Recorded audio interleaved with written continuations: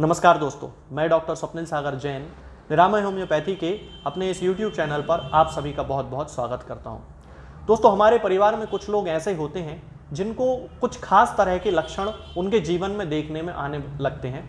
वो ये लक्षण होते हैं कि उनके कानों में खास प्रकार की कुछ आवाज़ आने लगती है, जिसे टिनिटस कहा जाता है।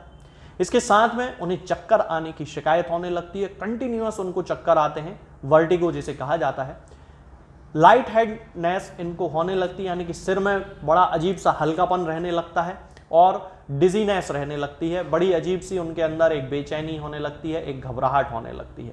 ये सारे सिम्टम्स जो हैं दोस्तों, वो मेनियर्स डिसीज के होते हैं। ये हमारे कान के अंदरूनी हिस्से में, यानी कि जिसे इनर ईयर कहा जाता है, उस हिस्से में होने वाली एक समस्या है, जिसमें कि पेशेंट के लैब्राइंथ में कोई प्रॉब्लम हो जाती है। ऐसा कहा जाता है कि एंडोलिम्फ का जो सीक्रीशन है वो इम्बैलेंस हो जाता है। इसके पीछे और भी बहुत सारी हाइपोथेसिस दी गई हैं, लेकिन आज इस वीडियो में मैं आपको बताऊंगा कि हम मेनियर्स डिसीज को कैसे पूरी तरह से होम्योपैथिक मेडिसिन से ठीक कर सकते हैं। जी हाँ दोस्तों, मेनियर्स डिसीज बिल्कुल ठीक होने वाली एक कंडीशन है। होम्योपैथिक दवाइयों का उपयोग करके पेशेंट के जितने भी सिम्टम्स होते हैं उन सभी को पूरी तरह से ठीक किया जा सकता है। आज इस वीडियो में मैं उस एक खास दवा के बारे में आपसे बात करूंगा जो कि सबसे ज़्यादा कॉमनली इस केस में यूज़ की जाती है। हालांकि यहाँ पे मैं एक बात क्लियर कर देना चाहता हूँ कि और भी बहुत सारी दवाएं हैं जो कि मेनियर्स डिसीज़ के केस में यूज़ की जाती हैं। लक्षणों के आधार पर चूंकि होम्योपैथी दवाएँ काम करती हैं, तो जो लक्षण जिस मेडिसिन से मैच करता है उसके आधार पे वो दवा पेशेंट को दी जाती है। जिस मेडिसिन के बारे में मैं बात करूंगा, 80% केसेस में वो दवा एक जनरल मेडिसिन के रूप में मेनियर्स डिसीज में यूज की ही जाती है और सारे सिम्टम्स को वो दवा ठीक कर देती है। यदि हम इसके सिम्टम्स की बात करते हैं कि मेनियर्स डिसीज के प्रमुख सिम्टम क्या क्या होते हैं, तो सबसे प्रमुख सिम्टम होता है चक्कर आना। जैसा कि वीडियो की शुरुआत में ही मैं आपको बता चुका हूं कि पेशेंट को बहुत जबरदस्त चक्कर आते हैं, यानी कि वो चक्कर इस तरह के होते हैं कि कभी वो बिस्तर पे लेटा है तो चक्कर आने लगेंगे, कभी बिस्तर से उठने में चक्कर आने लगेंगे, कभी बैठे बैठे चक्कर आने लगेंगे, कभी चलते समय चक्कर आने लगेंगे। तो ये अलग अलग तरीके के सिम्टम्स होंगे। इसके साथ में व्यक्ति की हियरिंग जो पावर है, यानी कि उसकी सुनने की जो क्षमता है वो कम हो जाती है। हियरिंग लॉस उसे होने लगता है और हियरिंग लॉस होने का प्रमुख कारण होता है टिनिटस। टिनिटस के बारे में मैं ऑलरेडी एक वीडियो बना चुका हूं। टिनिटस का मतलब होता है कान में अलग अलग तरीके की आवाजें आना। कुछ लोगों को घंटी की आवाज सुनाई देती है, कुछ लोगों को सीटी की आवाज सुनाई देती है, कुछ लोगों को मधुमक्खी के जैसी आवाज, हमिंग साउंड आता है, इस तरह का साउंड होता है। कुछ लोगों को समुद्र के पानी जैसी आवाज, जैसे कि समुद्र का पानी होता है, इस तरह से आवाज आना। तो इस तरह के सिम्टम्स होते हैं, ये टिनिटस कहा जाता है। तो मेनियर्स डिसीज ओवरऑल इन सभी का एक्यूमुलेटिव फॉर्म है, यानी कि इन 3-4 सिम्टम्स को मिला के जो बीमारी है उसको मेनियर्स डिसीज कहा जाता है। ये सिम्टम कौन कौन से हैं? टिनिटस, हियरिंग लॉस, वर्टिगो और डिजीनेस। ये सारे सिम्टम्स मिला के मेनियर्स डिसीज बनता है।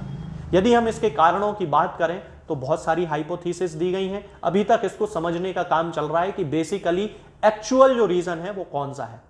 अब हम बात करते हैं कि हम किस मेडिसिन का उपयोग जनरली इस मेनियर्स डिसीज के केस में करते हैं। तो वो मेडिसिन है दोस्तों थेरिडियन।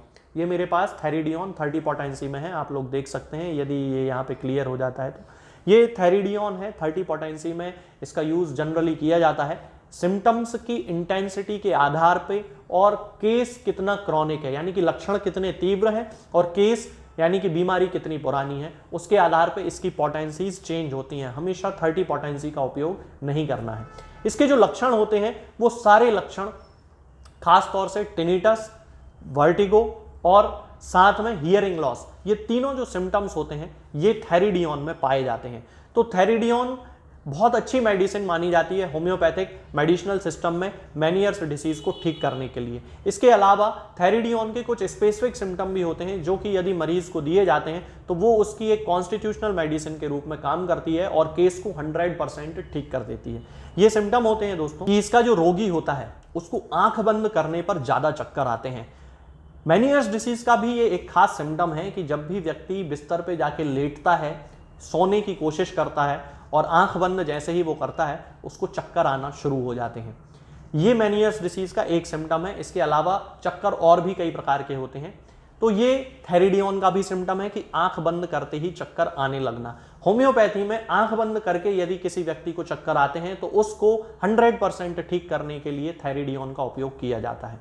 इसके साथ में ये जो व्यक्ति होता है, थेरिडियन का जो पेशेंट होता है, उसको शोर से बड़ी प्रॉब्लम होती है, मतलब कि छोटी से छोटी आवाज भी उसको शोर लगती है। और यदि किसी व्यक्ति ने उसके सामने कागज भी फाड़ दिया तो उसको कान में बड़ी तकलीफ होने लगती है, और छोटा सा उसने कोई शब्द भी तेज आवाज में कह दिया तो उसको बड़ी तकलीफ होने लगती है, उसको चक्कर आने लगते हैं। चक्कर आने के साथ साथ यहाँ पे व्यक्ति को नौशिया होने लगता है, उल्टी की इच्छा होने लगती है, बहुत सीवियर केसेस में उल्टी हो भी जाती है। तो ये एक बड़ा खास सिम्टम होता है। यदि हम इसके पेट के सिम्टम की बात करते हैं तो इसको लिवर के रीजन में, यानी कि लिवर के हिस्से में, यानी कि यहाँ पे जहां हमारा लिवर होता है वहां जलन की शिकायत होती है। स्प्लीन जहां पे होती है, यानी कि लेफ्ट हैंड साइड पे, यहाँ पे स्टिंगिंग पेन होता है, यानी कि उसको ऐसा लगता है कि जैसे उसको सुई जैसा कुछ चुभ रहा है। तो ये इसके स्टमक के सिम्टम होते हैं। बाकी के 2 सिम्टम मैं आपको पहले भी बता चुका हूं कि चक्कर आने के साथ ही उसको नौशिया और वॉमिटिंग होने लगता है। यदि हम इसके रीढ़ की हड्डी की बात करते हैं तो ये एक बड़ा स्पेसिफिक सिम्टम है जो कि पिक्रिक एसिड में भी पाया जाता है और थेरिडियन में भी पाया जाता है, और ये सिम्टम है रीढ़ की हड्डी में जलन पड़ना।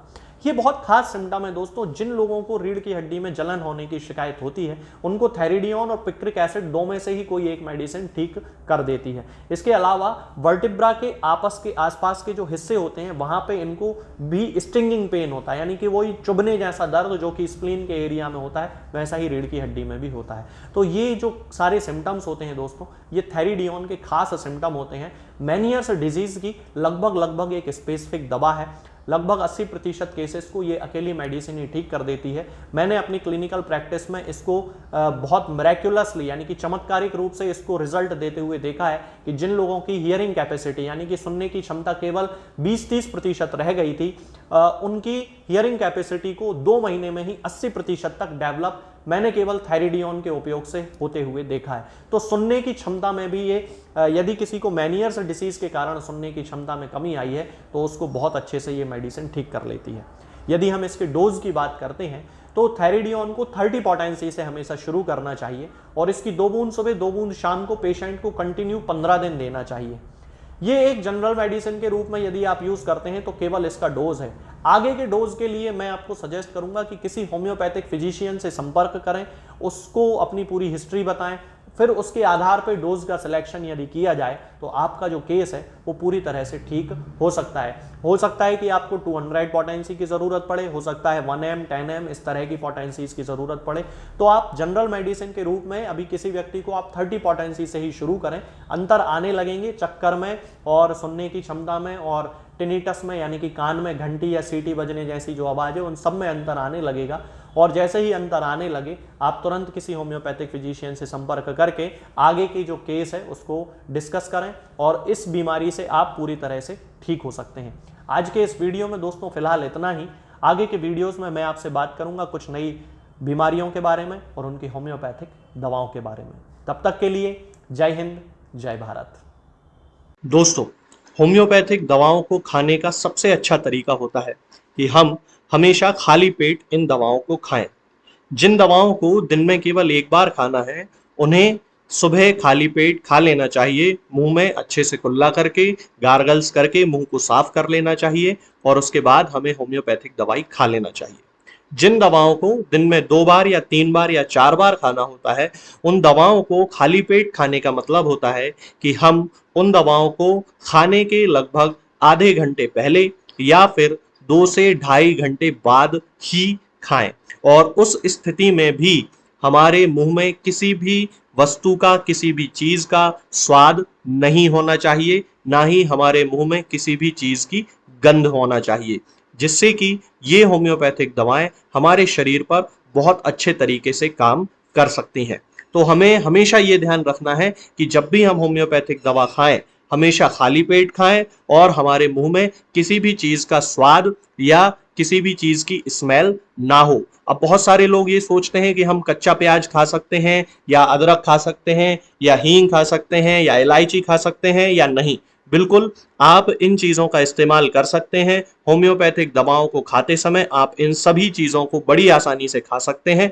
बस याद ये रखना है कि जब भी आप होम्योपैथिक दवा खाएं, इनमें से किसी भी वस्तु का, किसी भी चीज का स्वाद आपके मुंह में ना हो। यानी कि जब भी आप इन्हें खाएं तो इनके खाने से या तो आधे घंटे पहले होम्योपैथिक दवा खा लें या फिर इन्हें खाने के 2-2.5 घंटे बाद, जब कि आपने मुंह में अच्छे से कुल्ला कर लिया हो, अच्छे से गार्गल्स कर लिए हो, तब इन होम्योपैथिक दवाओं को खाएं। तो आपको हमेशा होम्योपैथी के सबसे अच्छे रिजल्ट देखने को मिलेंगे। लोग गलती यही कर देते हैं कि वो प्याज खाना छोड़ देते हैं, कच्चा प्याज, लहसुन, अदरक, हींग सब खाना छोड़ देते हैं, लेकिन फिर भी उनको मुंह में सफाई ना होने के कारण होम्योपैथिक दवाओं का अच्छा रिजल्ट देखने को नहीं मिलता है। ये होम्योपैथिक दवाएं आपको किसी भी ऑनलाइन फार्मेसी पर या आपके घर के नजदीक किसी भी होम्योपैथिक मेडिकल स्टोर पर बड़ी ही आसानी से उपलब्ध हो जाएंगी। ये दवाएं हर होम्योपैथिक फार्मेसी पे उपलब्ध होती हैं,